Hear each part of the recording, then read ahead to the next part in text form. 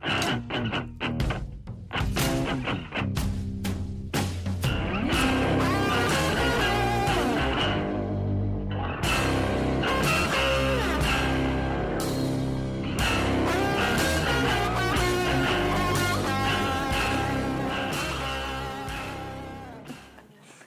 guys, happy Wednesday. Welcome back to the Viking Report. I'm Alyssa Juris. I hope your homecoming was eventful. Now, I know you all know that the iPhone 7 was just released. Let's head over to Forrest for more details. With the release of the iPhone 7 this past month, Apple's been in the news a lot. I mean, like usual. But this time there's some controversy. This isn't the first time that Apple's had some controversy, but it's been a while. To understand this completely, we need to go way back. First, we'll start in 1984, with technically Mac's second release of the Macintosh computer. All of the images you are about to see on the large screen will be generated by what's in that bag. This was a huge milestone for them, as it really pushed the consumer side of personal computing. With IBM kind of dabbling in the personal computing market, there really wasn't a big name. Computers still hadn't made it out of the office and into the home, and with Macintosh, they made it really accessible and really pleasing to the normal consumer market. Next, we move to the iPod in 2001.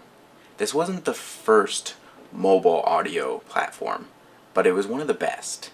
With few MP3 players out there, Apple was a strong name in the market. They allowed you to get rid of your CDs, get rid of your cassette players, and move on to something digital. In 2007, Apple released the iPhone. This was huge. Their big push was to have the phone, the browser, and the media player all in one device. All in one device that fit into your pocket. 3 things: a widescreen iPod with touch controls, a revolutionary mobile phone, and a breakthrough internet communications device. An iPod, a phone, and an internet communicator. An iPod, a phone. Are you getting it? Since the iPhone, Apple hasn't done too much innovative-wise. In 2010, they went into the tablet market with the iPad, and now they pretty much dominate it. In 2014, they tried to revamp their digital operating system. But now, here we are in 2016, with the release of the iPhone 7. And whether or not you approve or disapprove of the headphone jack, it's definitely a risk. If you look at all of Apple's history, there's one common goal: to simplify. From the home computers, trying to get them into the consumer market, from the iPods, trying to get rid of all those physical items, from the iPhone, getting rid of buttons and putting in all one device, Apple really just wants to simplify and make it easier for the consumer. So what does getting rid of the headphone jack do? We've always had wireless headphones, but there's never really been a need or a push to make them better. Now that iPhones don't have a headphone jack, wireless headphones are going to become cheaper and better. So is this another big Apple risk that pays off in the end, or just a last-ditch effort to live up to the Steve Jobs name? Only time will tell. I guess the only question left to ask is, are you going to buy an iPhone 7?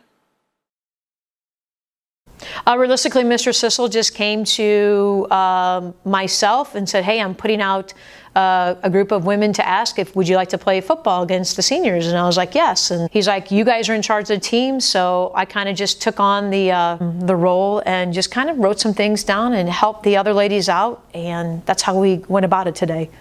Today I played wide receiver and defense. We had several strategies going into the game. Our lovely coach Muelling had all sorts of plays planned out for us, offensively and defensively. I can't tell you the details because there will be a game next year.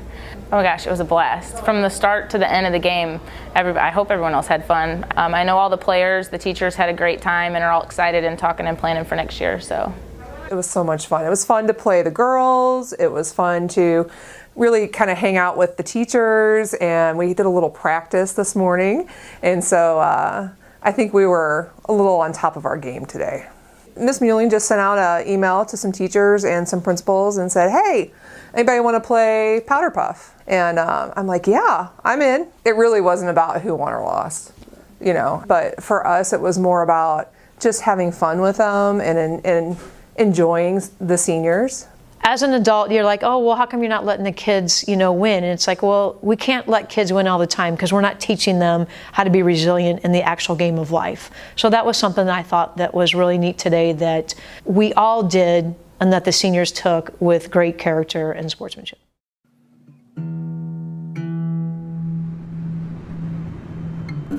The motivator is going to be around long after I'm gone and long after other people are gone. And the point is to keep our tradition going, our school spirit going, no matter what the occasion. I just think that it's kind of about coming together, being together, being like one big family. But I mean, anyone can be a super fan.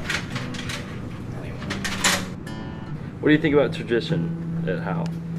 I think it's important. It plays a very big role in what we do.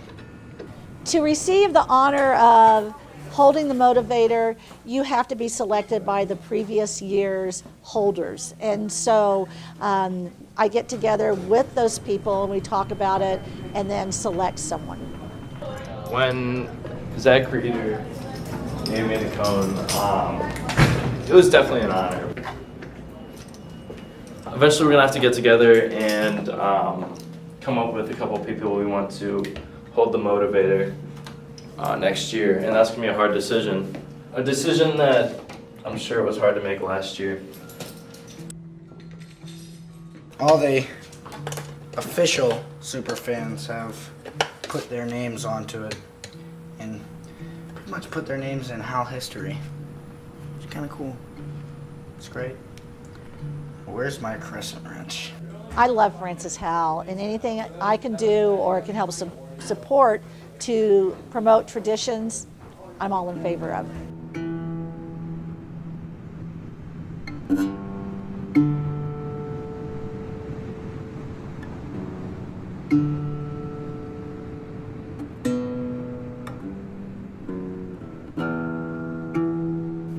That about wraps up the Viking Report. I'm Alyssa Juris. Have a great day, Francis Howell.